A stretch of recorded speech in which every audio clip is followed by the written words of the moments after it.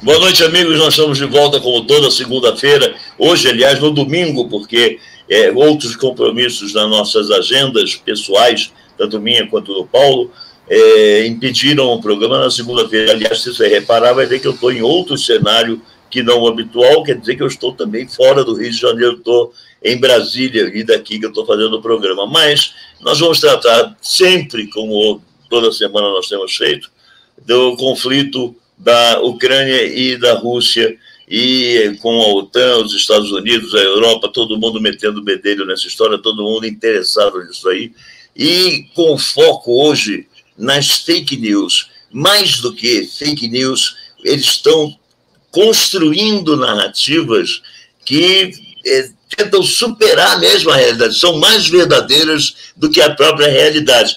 Vamos pegar um videozinho, a Deutsche Welle pegou um videozinho, e nós vamos rolar aí para você ver o que é.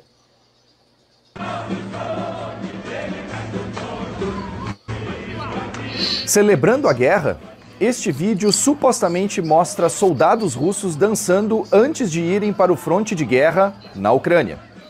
O vídeo está circulando em várias plataformas e foi visto milhares de vezes. Mas o vídeo não tem relação com o conflito na Ucrânia. Olha, o Guilherme Becker é repórter da Deutsche Welle no Brasil já há muito tempo, e a própria Deutsche Welle vem sofrendo, conjunto com El País e com outras mídias, ditas mídias internacionais, que vem sofrendo de um lado e de outro boicotes e ameaças e até retaliações jurídicas por manterem um discurso ou uma independência que não interessa, no final das contas, a ninguém, a não ser a eles e aos seus leitores ou os seus espectadores. O fato desse vídeo da Deutsche Welle, essa noticiazinha, que é uma bobagem, as soldadas dançando ali, mostram a que nível pode chegar a sujeira, a baixaria, nesse tipo de narrativa de conflito. Ô, Paulo, queria que você entrasse aí. Boa noite, Paulo, tudo bem? Boa noite, tudo bem?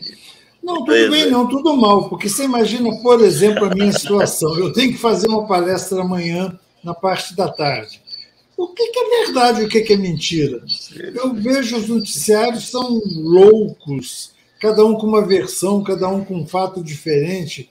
Eu vejo a agência TASS está dizendo uma coisa, Sputnik dizendo outra, o The Guardian, New York Times, Washington Post, e etc., dizendo a mesma coisa que a mídia ocidental. Muito difícil, muito difícil.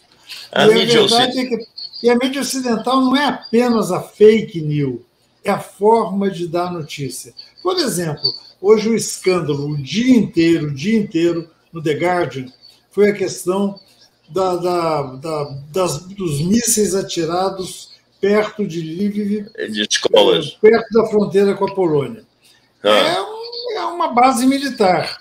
Base militar é base militar, mas apareceu inicialmente como sendo um centro de peacemakers, qualquer coisa assim, que não tem nada a ver. E atirar em base...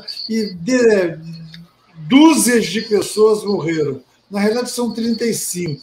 Não chega a 4 dúzias. Mas, de qualquer forma, dúzias é verdade, não é mentira. Mas cria um clima como se fossem uns trogloditas. Mas a mentira é generalizada. Cá para nós, 35 não fazem nem 3 dúzias. Fica faltando 1.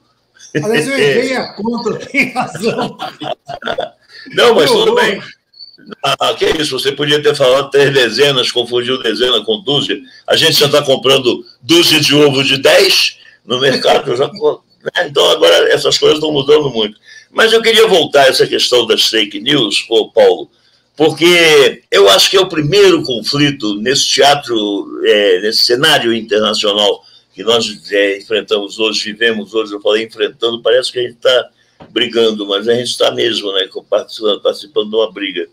Essa questão das fake news domina de tal forma o discurso da guerra que justifica, legitima e coonesta qualquer atitude agressiva, qualquer atitude violenta de bombardeio de um sobre o outro, baseado numa narrativa falsa, numa premissa que sequer existe, como foi o caso da invasão do Iraque pelos Estados Unidos, e eu não me esqueço nunca do general Colin Powell na televisão mostrando um vidrinho vazio desse tamanho, dizendo que o Iraque, com aquele vidrinho cheio de armas químicas, ele acabava com os Estados Unidos, acabava com o mundo, e no dia seguinte deu-se a tragédia lá, o Iraque nunca mais recuperou, aliás, e por aí vai. Mas eu queria retomar esse caso de hoje, que é o caso da Ucrânia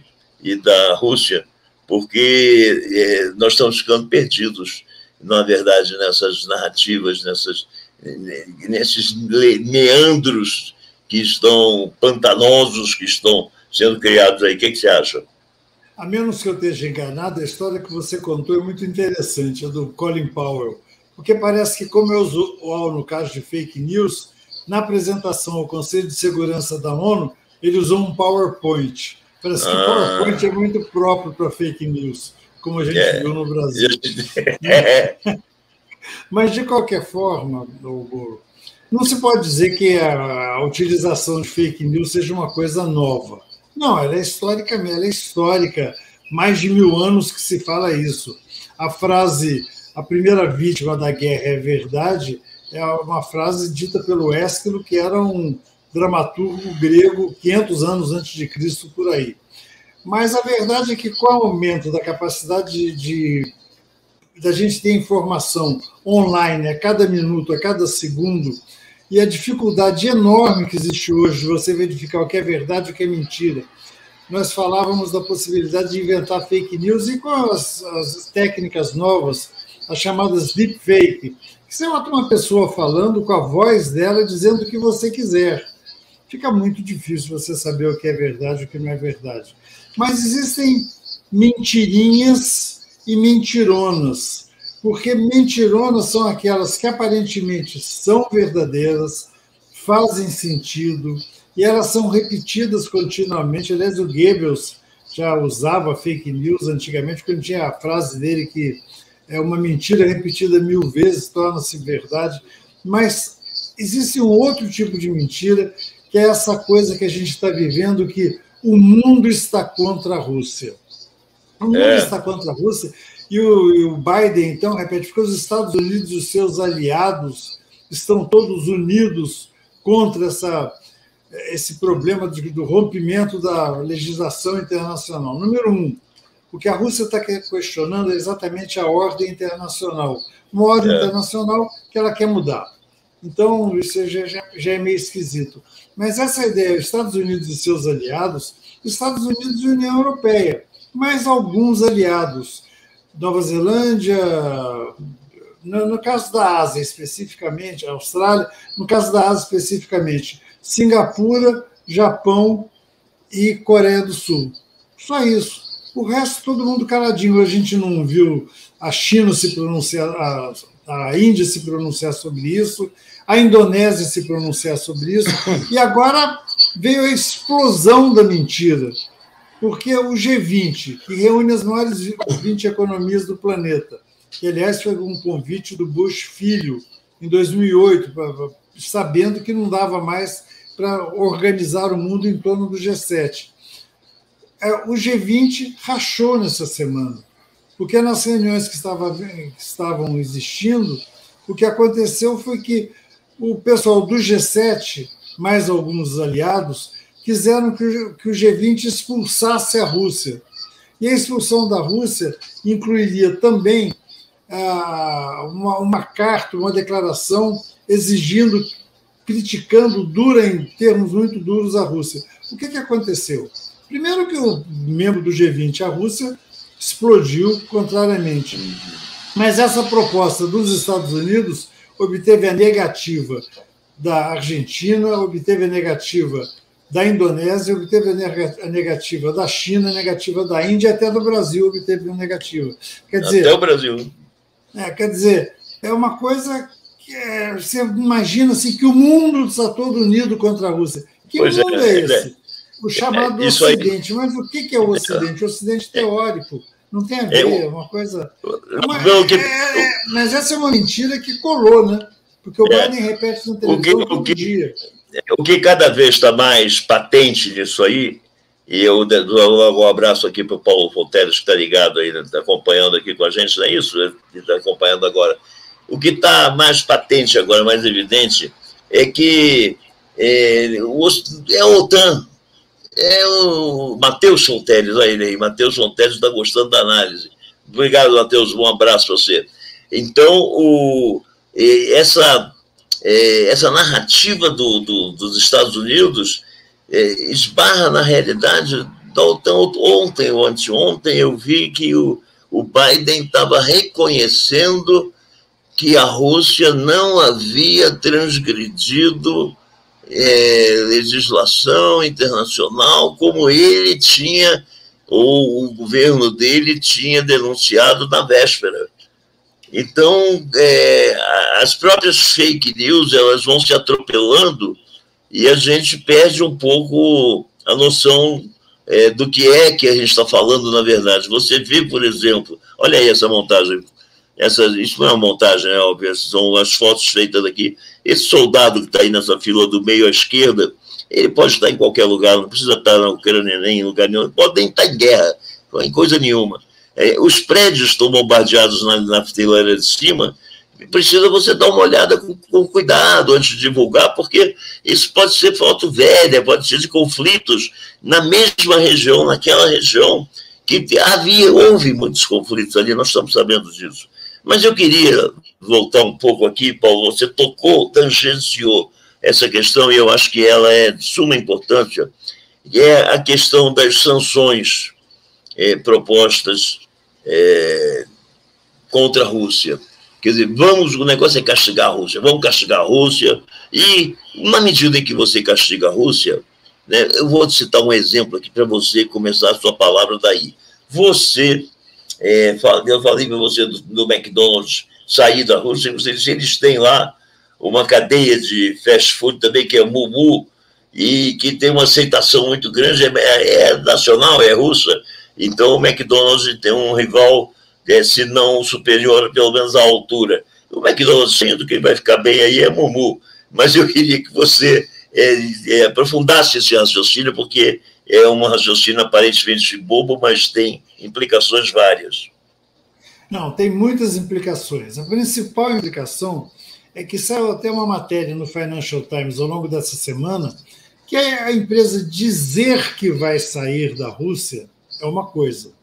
Ela é efetiva. O que significa ela sair? Ela vai vender os seus ativos? Ela vai deixar os ativos que ela tem lá? Ela vai fechar a porta do McDonald's? Como é que vai ser? E o governo russo, essa semana, disse: não há problemas. As empresas que forem embora, nós vamos nacionalizar os bens e vamos vender para quem quiser comprar. Porque isso causa umas indignações que são interessantes. Como é que os russos vão deixar de ter o Starbucks para tomar o seu delicioso café? Francamente, o Starbucks chegou na China cheio de amor para dar, fez um belo trabalho, está muito importante na China, mas já apareceu um concorrente chinês que deve estar louco para comprar os ativos do Starbucks e as localizações na Rússia. Então, isso é uma coisa que eu achei mais incrível, e isso não foi noticiado, a não ser pelo Le Figaro francês. Na outra sexta-feira, o Macron convidou 15 superempresas francesas, os maiores grupos franceses, para conversar sobre essa saída da Rússia. E a frase dele, que tem uma longa matéria sobre isso, são empresas muito grandes, foi: não hajam apressadamente, vamos conversar mais. Por que vocês vão sair da Rússia?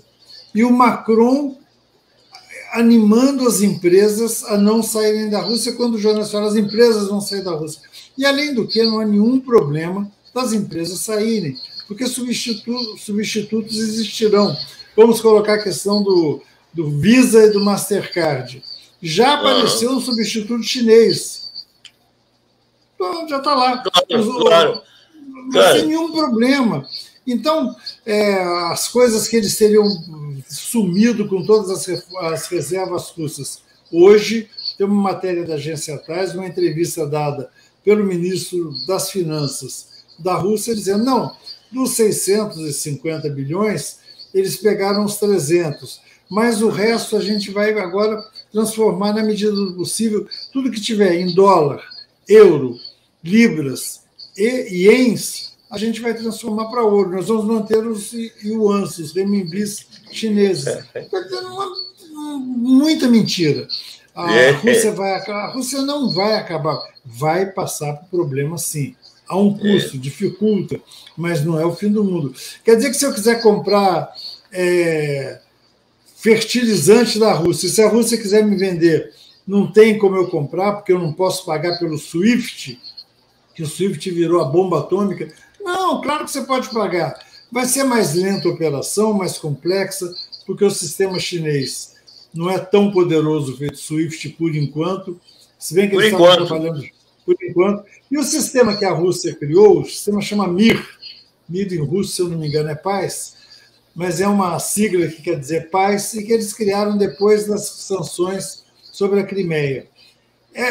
Esses dois sistemas viabilizam que você possa comprar fertilizante. Você vai comprar, vai pegar um superávit que a gente tem com a China, eles pagam parte para a gente em yuans, em renminbis, e a gente usa esses renminbis para comprar via China o produto chinês, sem passar pelo dólar. Uma coisa trivial, uma operação simples de negócio internacional.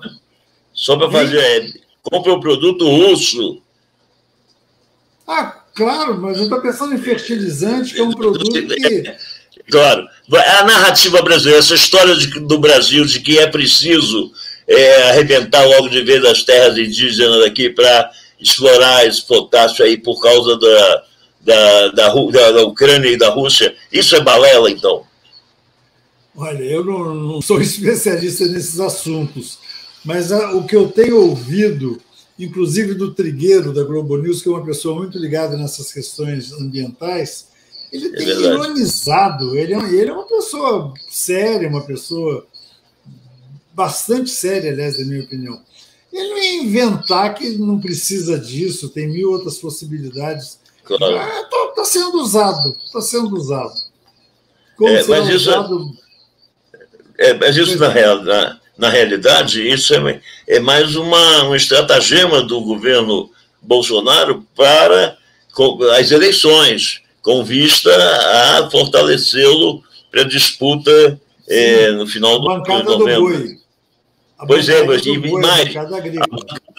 e você adotar a economia de guerra, essa é a palavra-chave. A Ucrânia está em guerra e essa guerra repercute no Brasil e nós temos que tomar medidas de guerra, medidas de contenção, medidas... Então, você reduzir, arrochar e tal, mas como justificativa tem a guerra russo-ucraniana.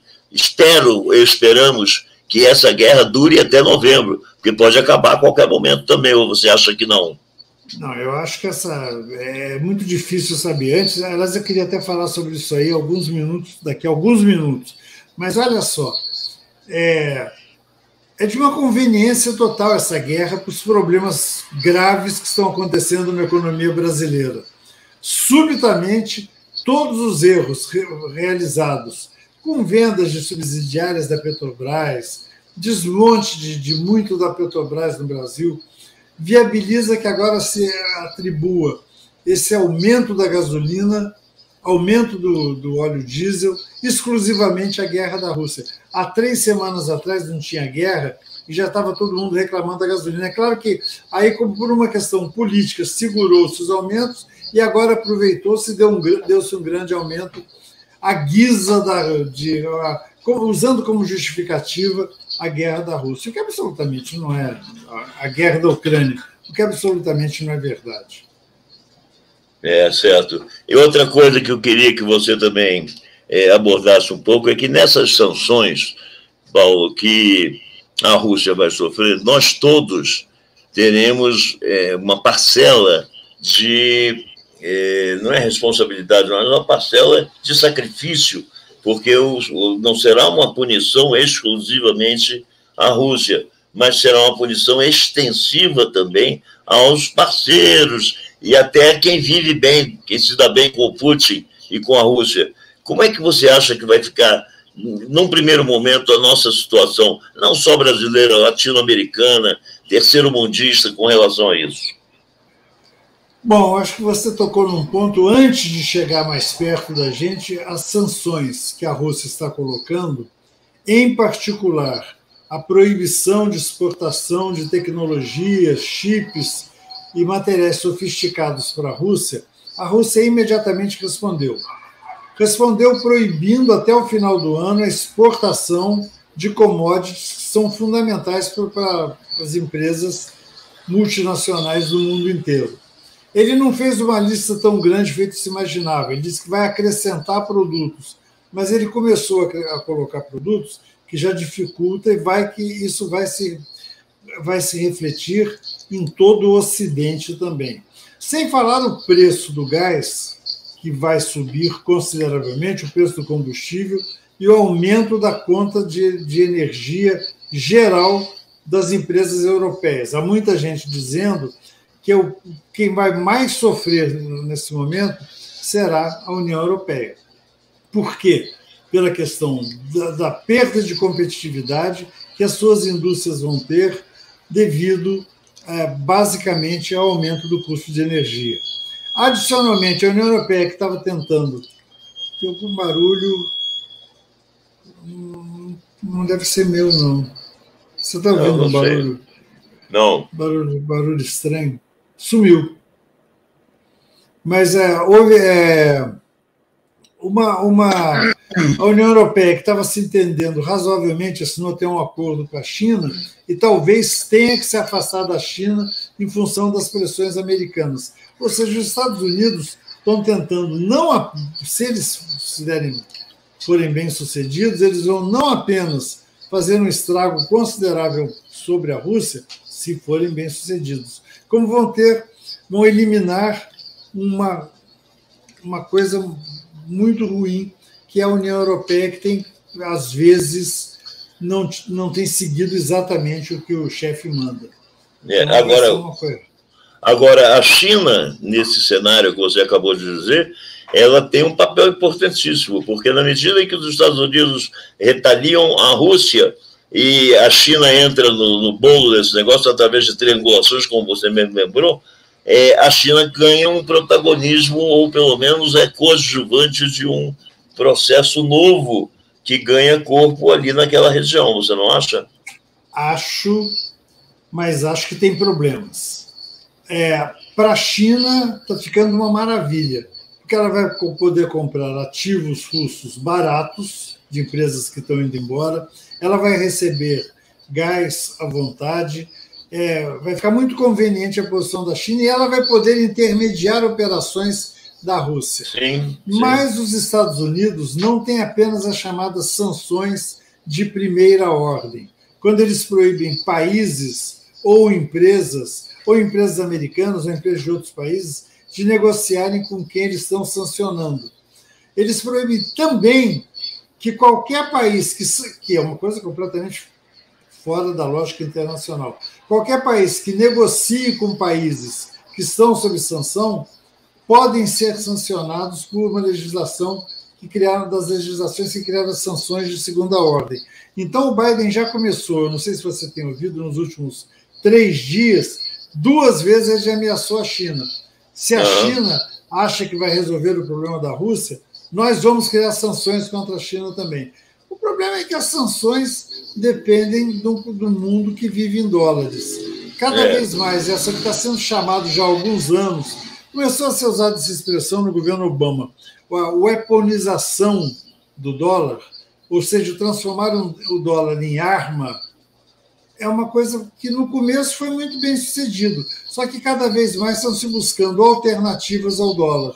E na medida que surgem alternativas ao dólar, ninguém mais dependerá daquela moeda e outros países poderão fazer negócios sem utilizar o dólar e não ficarão mais sujeitos às sanções. Certo. Agora que nós chegamos já demos essa volta toda, eu vou voltar àquela questão que você disse. Daqui a pouco eu vou falar sobre isso.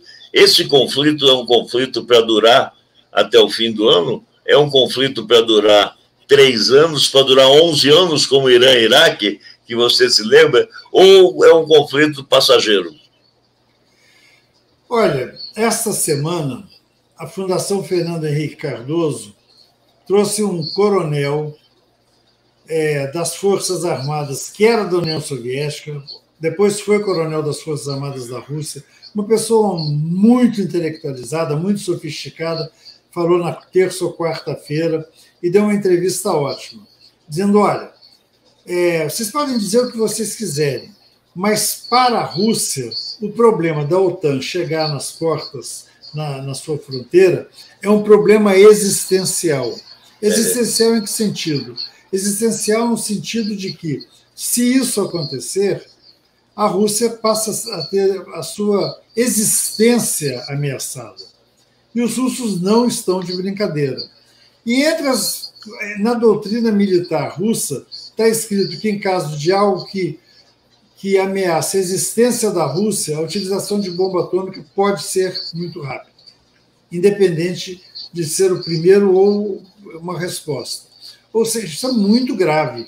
Ele disse, não tenham dúvidas que serão utilizadas bombas, artefatos nucleares. Mas o que se imaginava é que talvez não se utilizasse, porque o Ocidente não continuaria provocando tanto a Rússia, mas essas milhares de armas, milhares de equipamentos que estão sendo mandados para a Ucrânia, elas estão entrando por onde? Em grande parte pela Polônia. E eu acho que, para acalmar o Ocidente, a Rússia hoje bombardeou aquela base militar ao lado da Ucrânia, da Polônia. Ou seja, a Rússia não atacou fortemente Kiev, feito era esperado, está evitando fazer muitos estragos, além do que ela está fazendo, que já é bastante, mas mais em Mariupol. Não se sabe muito bem quais são os objetivos do Putin, porque outra das fake news o Putin teve frustradas as suas expectativas. Quem sabe quais eram as expectativas do Putin? Isso é outra história, isso é outra coisa. Ninguém sabe o que se passa na cabeça do Putin, além do que então está se tratando o Putin, de um lado, como um salvador da Ucrânia, de outro lado, como um destruidor da Ucrânia, o invasor da Ucrânia, dependendo se você é pró-americano ou não.